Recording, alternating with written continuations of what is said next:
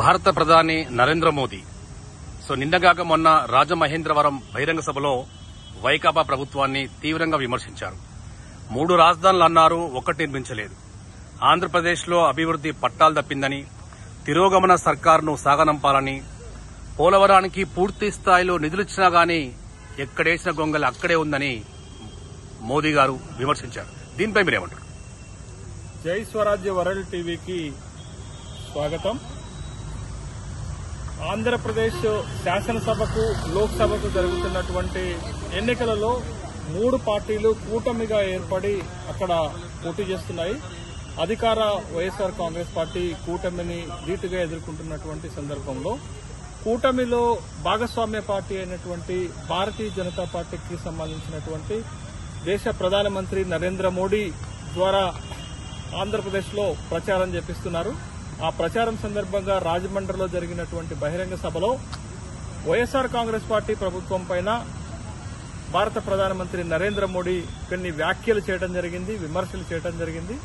ముఖ్యంగా 3 విమర్శలు ప్రధానంగా వైఎస్ఆర్ కాంగ్రెస్ పార్టీ పైన చేయడం జరిగింది. ఒకటి, 3 రాజధానులు కడతామని అన్నారు, ఒక్క రాజధానిని కూడా నిర్మించలేకపోయారు అనేటటువంటి అంశాన్ని తెరపైకి తీసుకొచ్చినటువంటి సందర్భం, విమర్శించినటువంటి సందర్భం ఉన్నది. అయితే 3 రాజధానులు వైఎస్ఆర్ కాంగ్రెస్ పార్టీ జగన్మోహన్ రెడ్డి ప్రతిపాదన చేసినప్పుడు దానికి స్పష్టంగా దాన్ని తెరదించే విధంగా భారత ప్రభుత్వం చేతుల్లోనే ఉంటుంది, మేము 3 రాజధానులకు అనుమతి ఇవ్వం, మీరు అమరావతినే కొనసాగించాలని ఖచ్చితంగా చెప్పి ఉండాల్సినటువంటి బాధ్యత కూడా నరేంద్ర మోడీ పైన ఉంది.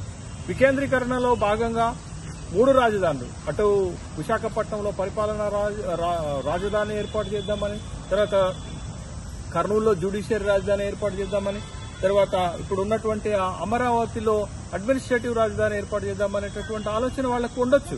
కానీ కేంద్ర ప్రభుత్వం బాధ్యతగా చాలా స్పష్టమైన సంకేతాలు ఇవ్వాల్సినటువంటి అవసరం ఉండే కదా. మీరు 3 రాజధానులకు మేము అనుమతి ఇవ్వమని చెప్పాల్సినది. కానీ వాళ్ళ రాజకీయపరమైనటువంటి విమర్శ చేస్తూ వైఎస్ఆర్ కాంగ్రెస్ పార్టీ 3 రాజధానులు కడతామన్నది కట్టలేకపోయిందనేటటువంటి విమర్శ చేశారు. ఇది ఒక ప్రధానమైనటువంటి విమర్శ. అయితే రెండవ విమర్శ చేసింది ఏంటంటే, పోలవరానికి మేము 15,000 కోట్ల రూపాయలు ఇచ్చాము, కానీ పోలవరం ఎక్కడ వేసిన గొంగళి అక్కడే ఉంది, పోలవరాన్ని పూర్తి చేయలేకపోయారు. కానీ పోలవరం అనేటటువంటి ప్రాజెక్టుకి విభజన చట్టంలో పొందుపరిచినటువంటి హామీ మేరకు కేంద్ర ప్రభుత్వమే కట్టి పూర్తి చేయాల్సినటువంటి బాధ్యత ఉన్నది. కేంద్ర ప్రభుత్వానికి, రాష్ట్ర ప్రభుత్వానికి వస్తున్నటువంటి సమస్య ఎక్కడ అంటే, కేంద్ర ప్రభుత్వము ప్రాజెక్టు కోసం ఆమోదం చేసినప్పుడు ఉన్నటువంటి ఎస్టిమేషన్స్ వేరు, ఇప్పుడున్నటువంటి ఎస్టిమేషన్స్ మారాయి. ఇప్పుడు కొత్తగా వచ్చినటువంటి వైఎస్ఆర్ కాంగ్రెస్ ప్రభుత్వం కొన్ని ప్రతిపాదనలు కేంద్రం ముందు పెట్టింది. R&R ప్యాకేజీలో భాగంగా పునరావాస కేంద్రాలకు నష్టపరిహారం ఇవ్వాలనేటటువంటి ప్రతిపాదన పెట్టింది. ప్రాజెక్టు అంచనా వ్యయాన్ని పెంచమనేటటువంటి సందర్భం చెప్పినప్పుడు కూడా కేంద్ర ప్రభుత్వం ఏమీ స్పష్టమైనటువంటి హామీ ఇవ్వలేదు. తర్వాత అక్కడ డయాఫ్రమ్ వాళ్ళు కొట్టుకపోవడంతో, కాఫర్ డ్యాం కట్టకపోవడంతో ఇప్పటి వరకు ప్రోగ్రెస్ జరుగుతున్నది. అది కేంద్ర ప్రభుత్వం యొక్క ఆజమాయిషీలోనే జరుగుతుంది. ప్రాజెక్టు పూర్తి కాకపోవటానికి వైఎస్ఆర్ కాంగ్రెస్ పార్టీ ఎంత బాధ్యత వహించాలనో కేంద్ర ప్రభుత్వం కూడా అంతే బాధ్యత వహించాల్సినటువంటి అవసరం ఉంటుంది. కానీ ఇదే ప్రధానమంత్రి గతంలో ఒక విమర్శ చేశారు.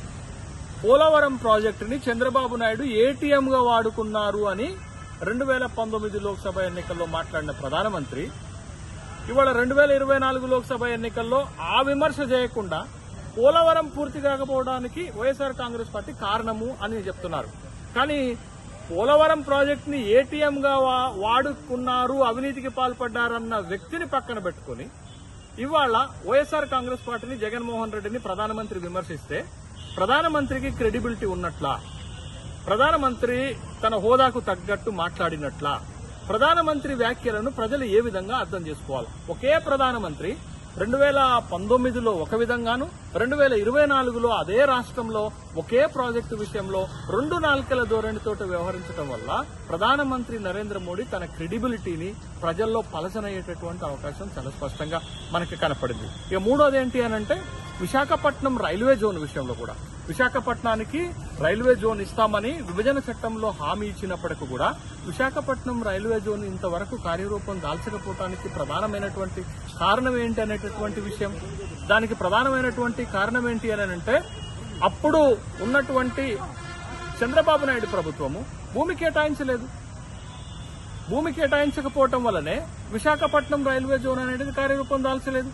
తర్వాత జగన్మోహన్ రెడ్డి ప్రభుత్వం వచ్చిన తర్వాత ఇచ్చినటువంటి భూమి సరిగా లేదు, జోన్ కి ఏర్పడింది కాదు అది అని అంటే మళ్లీ కొత్త ప్రతిపాదనలు పంపమని చెప్పారు. కొత్త ప్రతిపాదనల మేరకు భూమిని ఇచ్చినప్పటికి కూడా రైల్వే జోన్ ప్రకటించడంలో తాత్సారం చేసింది కేంద్ర ప్రభుత్వమే గాని అది వైఎస్ఆర్ కాంగ్రెస్ పార్టీ వైఫల్యం, జగన్మోహన్ రెడ్డి వైఫల్యం ఎలా అవుతుంది అంటే ప్రధానమంత్రి అబద్దాలు ఆడుతున్నారా, ప్రధానమంత్రి రాజకీయపరమైనటువంటి విమర్శలు చేస్తున్నారా అనేటటువంటి ఒక అభిప్రాయం అయితే కలగక మానట్లేదనేటటువంటి విషయాన్ని, మరి ఎందుకు విభజన చట్టంలో పొందుపరిచినటువంటి హామీలను ఆంధ్రప్రదేశ్ కి ఇటు తెలంగాణకి ఇవ్వలేదనేటటువంటి ప్రశ్నకు నరేంద్ర మోడీ ఏమి సమాధానం చెప్తారనేటటువంటి విషయాన్ని కూడా గుర్తుపెట్టుకోవాలి. అదొక రాజకీయ పార్టీ ప్రసంగంగా ఒక రాజకీయ పార్టీ తరఫున వచ్చి కూటమి గెలుపు కోసం అభ్యర్థించినట్లుగా ఉంది కానీ ఒక దేశ ప్రధాని స్థాయిలో మాట్లాడినట్టుగా లేదు అనేటటువంటి అభిప్రాయాలు కూడా వ్యక్తమవుతున్నాయి.